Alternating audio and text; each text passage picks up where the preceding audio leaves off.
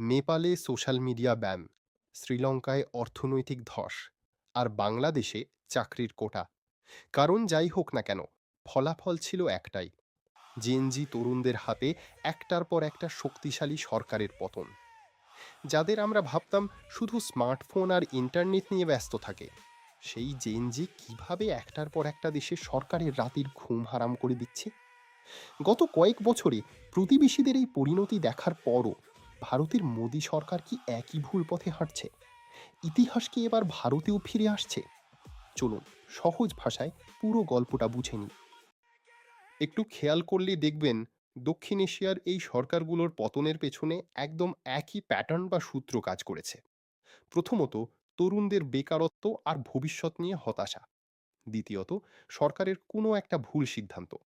আর তৃতীয় এবং সবচেয়ে বড় ভুল, আন্দোলনকারী তরুণদের হেয় করা এবং পুলিশ দিয়ে তা দমন করার চেষ্টা। ঠিক এই জায়গাতেই সাধারণ ছাত্ররা ভয়ঙ্কর হয়ে ওঠে। যখন তাদের গায়ে হাত পড়ে, তখন তারা আর শুধু চাকরির কোটা বা পরীক্ষার রেজাল্ট নিয়ে বসে থাকে না। তাদের একমাত্র লক্ষ্য হয়ে দাঁড়ায় সরকারের পতন। ২০২২ সালে শ্রীলঙ্কায় চরম সংকটের সময় শুরু হয়েছিল